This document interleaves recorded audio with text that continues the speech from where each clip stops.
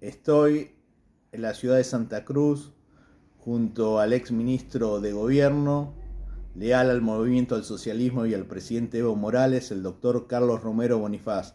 Doctor, muchas gracias por recibirme. No, al contrario, un privilegio. ¿Qué nos puede decir de este balance de 2023, el año que ya se nos va? En el plano internacional, de manera muy breve, a veces es difícil sintetizar sin remontarse a la conecitud de los hechos. El 2020 se produce un quiebre en el mundo con la crisis sanitaria. El 2021 y 22 se generan tres fenómenos en el contexto internacional. Uno, se reactiva la economía con mucha fuerza. Hay un boom de precios internacionales de commodities. Esto favorece a Bolivia, entre otros países. Segundo, hay una acumulación de dinero en los bancos que no se había colocado el 2020 porque el mundo estaba paralizado y entonces empieza a colocarse discrecionalmente, se potencia más este fenómeno que se ha denominado de financiarización y eso provoca algunos desajustes en algunos bancos de Estados Unidos y Europa, pero los bancos centrales logran de alguna manera contener ese fenómeno. En el caso de Bolivia tuvo su correlato también con Banco Fácil. Y un tercer fenómeno es el que tiene que ver con bajas tasas de inflación en el mundo, que sin embargo el 2023 para mantenerse se modifica porque hay una tendencia a la baja de los precios de los commodities, hay una ralentización de la economía china y eso obedece a estos mecanismos de autorregulación del propio sistema, porque mantener un boom de precios conllevaba también el riesgo de un fenómeno inflacionario mundial. Hay un apunte, sin embargo, Un fenómeno inflacionario como se da en la República Argentina, cómo se da en un país Argentina. vecino, o sea, no hay que ir muy lejos para ver esta triste realidad. Claro, exactamente. Y hay un otro fenómeno asociado que tiene su correlato, que es el tema de la seguridad. Es decir, por alguna razón, la crisis sanitaria deriva en un mayor consumo de drogas, por un lado. Si vemos las estadísticas de Naciones Unidas, nos vamos a dar cuenta de ello. Si vemos la tasa de violencia en Latinoamérica, que más o menos en Específicamente el sicariato. el sicariato como uno de los fenómenos particulares, en Bolivia tenemos más de 30 casos en los últimos 15 meses. Y Eh, tienen un municipio que poco y nada se habla, que es San Matías. uno, En Argentina se habla de Rosario y se trata de combatir el narcotráfico en este foco, y acá nadie habla de lo que lamentablemente está pasando en esta región cruceña. 12 sicariatos en un año, el 2023, que la han convertido en una ciudad de las más violentas en el mundo. Pero Juan, yo quiero hacer referencia a un dato, ¿no? Que es el que se lo toma para medir el comportamiento de la criminalidad por parte de Naciones Unidas. Si tú te fijas, en los primeros años de la segunda década del presente siglo, la tasa de homicidios por cada 100.000 habitantes era 27 en Latinoamérica. Hoy día tienes 42. ¿No? Es decir, Latinoamérica es la región más violenta del mundo, pero además que está escalando en su nivel de violencia peligrosamente. Eh, en la crisis sanitaria, los estados repliegan a las fuerzas de seguridad a las ciudades para controlar las cuarentenas y el crimen transnacional instala enclaves territorializados de criminalidad. Rosario, la Amazonía, eh, muchas ciudades fronterizas, Ciudad del Este, es decir, eh, si tomas, por ejemplo, el análisis de la Amazonía, ahí ves una confluencia de tráfico de drogas, tráfico de oro, tráfico de fauna, de madera, trata de personas, tráfico de armas, tráfico de mercurio, tráfico de pasta base de cocaína, etcétera, ¿no? Entonces es un fenómeno muy tenaz que involucra a 8 países de la cuenca amazónica en la región, que nos está planteando la necesidad de que los estados tienen que desarrollar acciones regionalizadas para recuperar territorio. ¿Y por qué hago énfasis en estos dos fenómenos, el económico y el de seguridad? Porque de alguna manera estos dos fenómenos marcan la tónica que asume la política en la región.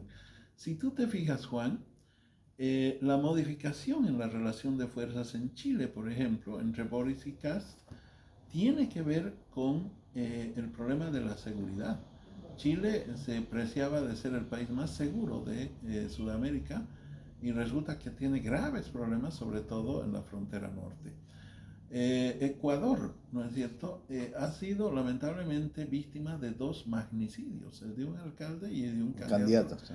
a la presidencia, ¿no es cierto? Y el tema de la seguridad es un tema estructural que prácticamente ha colapsado al Estado ecuatoriano. Entonces, estos dos fenómenos, la Disculpa, o economía, sea, la economía y la seguridad son dos temas que le preocupan al presidente Evo Morales para trabajarlos en un posible mandato del 25, poder resolver estos temas. absolutamente de acuerdo porque economía y seguridad son un poco los dos dispositivos que van marcando la agenda pública de prioridades en la región. Eh, y concluyo, en el caso boliviano, ¿qué es lo que ha sucedido?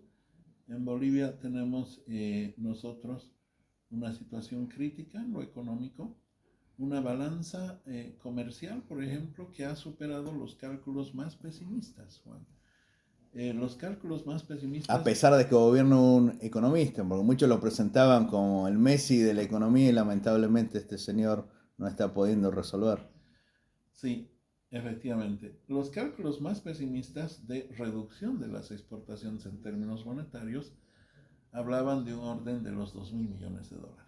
Resulta que la tendencia va a superar los 2.400 millones de dólares, menos en exportaciones el año 2023, que tiene que ver con una serie de fenómenos, no solamente modificaciones de precios por las razones antes anotadas, sino también contracción del volumen productivo. ¿Y por qué? Porque no hay divisa, porque hay crisis financiera. No hay divisa y entonces los bancos, las transacciones bancarias han subido el costo de la comisión bancaria a 12%. Y este año un banco quebró, el Banco Fácil en Bolivia. Y uno de los bancos en el que los ahorristas en un 60% eran gente de Santa Cruz, ¿no? Entonces el golpe para la región es muy duro. Tenemos crisis económica, tenemos crisis financiera. La crisis financiera incrementa los costos de importación de bienes de capital.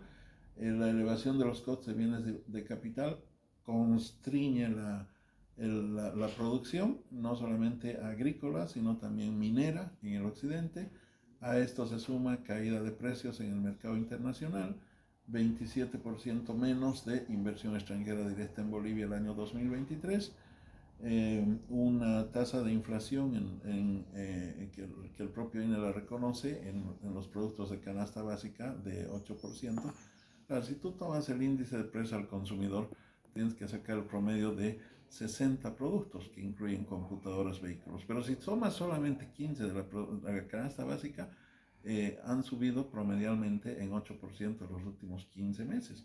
Tienes un problema de sequía, tienes un problema que se va a agudizar por el fenómeno del super niño, tienes un problema de quemas forestales Se que ha te cortado están el dando. suministro de gas de Argentina. Tienes una reducción en la producción de gas de 62 eh, eh, TCFs que vendías cada día, has bajado a 37.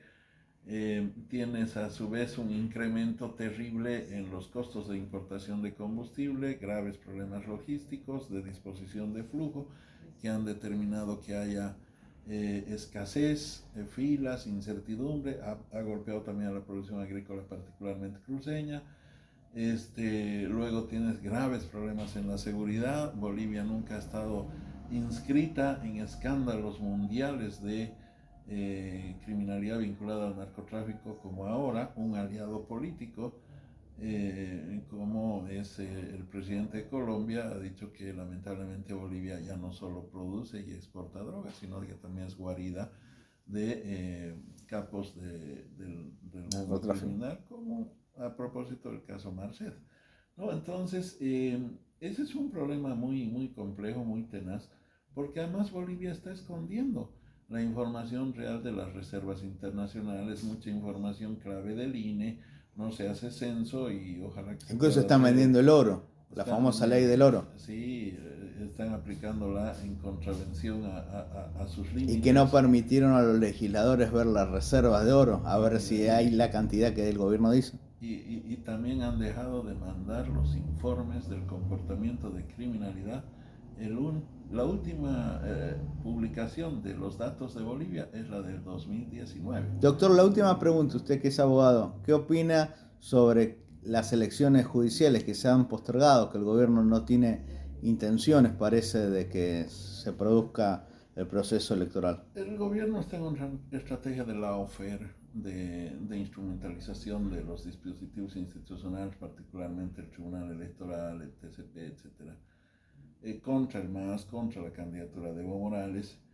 Y el gobierno está fomentando un proceso de desinstitucionalización que en el caso del sistema de justicia es gravísimo, pero yo no focalizo la responsabilidad directa en la autoprórroga del TCP, sino en el bloqueo a las elecciones judiciales que ha fomentado el propio gobierno nacional. Entonces, la desinstitucionalización es un fenómeno que está presente en la sociedad boliviana, que nos está conduciendo a un agotamiento de estructuras institucionales que si bien no alcanza connotaciones estructurales, tal vez en materia de seguridad sí, pero es un tema muy preocupante y configura este escenario de policrisis en el que está Bolivia.